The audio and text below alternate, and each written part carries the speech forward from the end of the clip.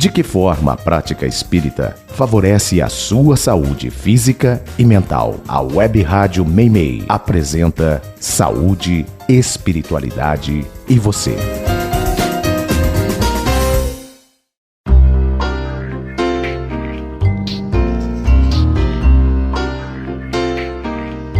Olá, queridos e queridas ouvintes da Web Rádio Meimei.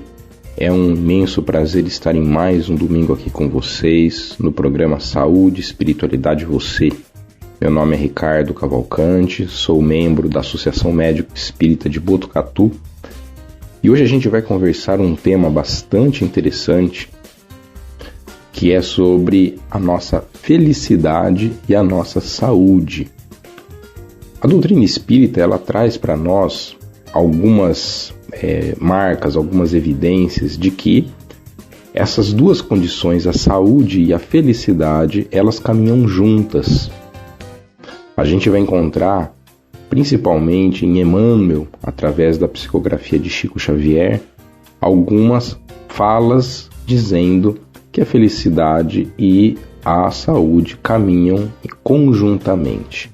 Uma delas a gente encontra no livro Consolador, em que Emmanuel coloca para nós de que a saúde é a completa harmonia da alma, perfeita harmonia da alma. Ou seja, a gente só consegue atingir a nossa plena saúde, o nosso pleno estado de bem-estar, se nós estivermos com a alma completamente harmonizada. E nós sabemos que para estar com a alma completamente harmonizada, nós temos que realmente estar num estado de felicidade muito grande, livre dos conflitos, livre das angústias, livre de uma série de condições que ainda nos prendem pelo estado de imperfeição espiritual que todos nós nos encontramos, uma vez que nós somos espíritos imortais, mas que estamos no nosso processo de evolução, estamos caminhando para o nosso aprendizado, de modo que ainda temos uma série de dificuldades, uma série de limitações, uma série de imperfeições que ainda portamos dentro de nós, mas que com o tempo nós iremos trabalhando até atingir esse completo estado de bem-estar, completo estado de felicidade e, consequentemente, de saúde. O interessante é que essa percepção de que saúde e felicidade caminham juntas, ela não é exclusiva da doutrina espírita. Existe um estudo, talvez um dos maiores estudos que a ciência já realizou na atualidade, que foi realizado na Universidade de Harvard. Esse é um estudo que está ainda em fase final, de análise dos dados e tudo. Ele é o chamado estudo do desenvolvimento adulto. Então esse estudo, ele é um estudo que inicialmente trazia consigo a seguinte pergunta: o que nos mantém saudáveis e felizes enquanto passamos pela vida? Então essa era a pergunta dos pesquisadores. Eles queriam saber o que nos mantém saudáveis e felizes ao longo da nossa existência. Esses pesquisadores, eles, quando pensaram nesse estudo e bolaram esse estudo, e eles eram pesquisadores lá da década de 30, de 1930 e pouquinhos. Tanto que essa pesquisa se iniciou no ano de 1938. Vejam bem, 1938. E ela ainda não foi terminada. Por quê? Porque a ideia daqueles pesquisadores lá naquela época, na Universidade de Harvard, nos Estados Unidos, era que eles pudessem acompanhar um grupo de pessoas, e assim eles fizeram. Eles selecionaram lá 724 homens que foram observados durante 75 anos, ou seja, eles foram acompanhados durante toda a sua vida, até eles morrerem. E esses homens, eles eram divididos em dois grupos. Um grupo era pertencente a alunos da Universidade de Harvard. Alunos da Universidade de Harvard, é muito importante que a gente entenda, as universidades norte-americanas, elas são todas universidades privadas.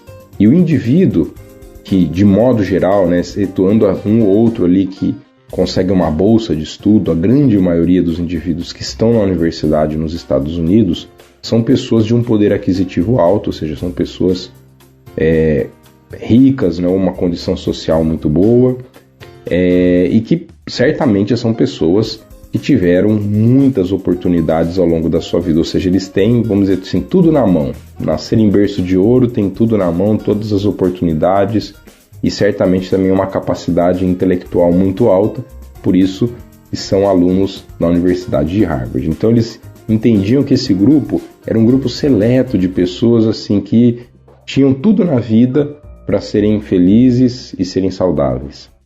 O outro grupo de pessoas que eles pegaram foram de indivíduos, né, que tinham a mesma idade, mas que viviam nos bairros mais pobres da cidade de Boston. A cidade de Boston é onde está a Universidade de Harvard. Eles foram nos bairros mais pobres, pegaram aqueles indivíduos que vinham daquelas famílias extremamente desestruturadas, né, aquele indivíduo que não tinha qualquer oportunidade na vida para ter alguma coisa, para ser alguém. Então eles quiseram pegar os opostos, ou seja, eu vou pegar aquele que tem tudo e aquele que não tem nada. Essa era a proposta dos pesquisadores daquela época, em 1938, quando essa pesquisa foi iniciada. E esses indivíduos, então, eles seriam acompanhados durante toda a sua vida, através de entrevistas, conversas com familiares, então conversaria com os pais, com os irmãos, com a esposa, com os filhos.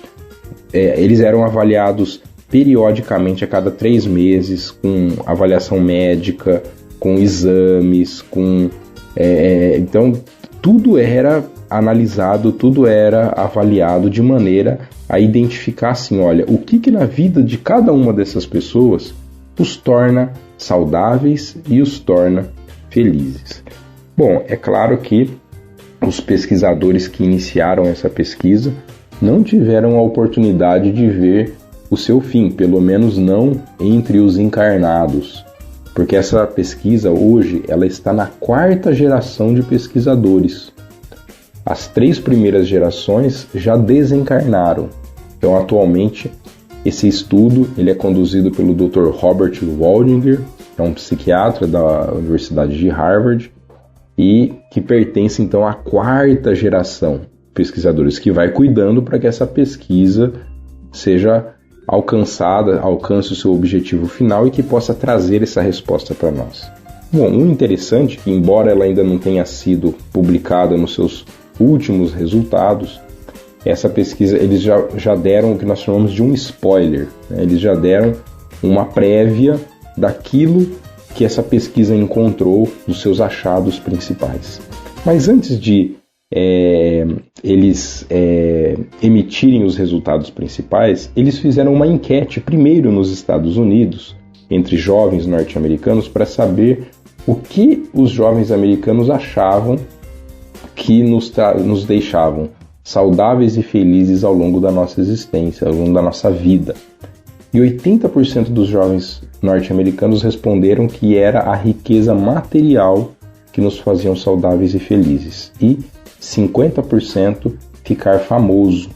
Então essa é a percepção que não é só dos jovens norte-americanos, mas da população mundial como um todo, de que riqueza e sucesso sejam fundamentais para a saúde e para a felicidade das pessoas. A questão é que esse estudo mostrou que isso é um grande engano. Não teve nenhuma relação de riqueza e de sucesso com o fato das pessoas serem mais ou menos felizes, mais ou menos saudáveis.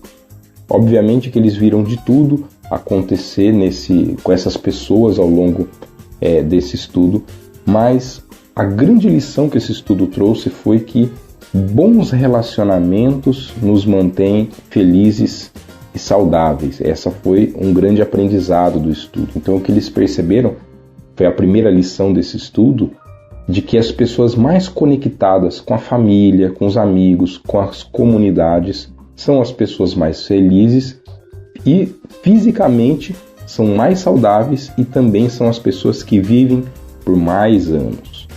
Eles também identificaram que as relações entre os indivíduos, as relações saudáveis, as boas relações, elas também diminuem a perda de memória dos indivíduos.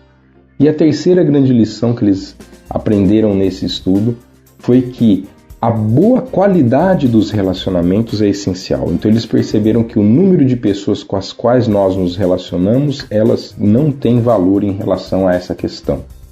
Eles identificaram que os conflitos, eles são muito maléficos, tanto para a saúde física e para a saúde emocional. E eles conseguiram identificar, né, que um bom relacionamento, ou seja, o que caracterizava um bom relacionamento e que era o que fazia com que o indivíduo fosse mais feliz e fosse mais saudável. Era justamente aquele relacionamento em que você pode contar com o outro, ou seja, embora você pudesse ter às vezes relacionamentos que eram mais difíceis, até porque analisar relacionamentos é uma coisa bastante complexa, mas quando se pode contar com o outro, principalmente nos momentos difíceis, era isso que caracterizava um bom relacionamento de boa qualidade, ou seja, eu sou capaz de cuidar do outro, cuidar do próximo. Esse era a marca do bom relacionamento. E o que isso tem a ver, o que o resultado desse estudo tem a ver com o que a gente está conversando aqui, tem a ver com a doutrina espírita? O resultado desse estudo, ele veio corroborar, ele veio fortalecer ainda mais aquilo que Jesus nos ensinou, quando disse para nós que o maior de todos os mandamentos era amar a Deus sobre todas as coisas, e o segundo que vem na sequência, que é amar ao próximo como a ti mesmo. Jesus ensinava para nós que cuidar do outro era a grande ferramenta de evolução, de aprendizado e de bem-estar que nós podemos ter na nossa existência.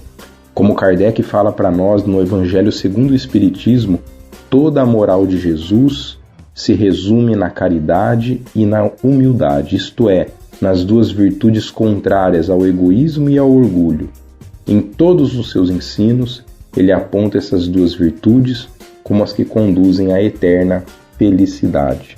Sem a humildade, nós não somos capazes de nos enxergar e nem de enxergar o próximo.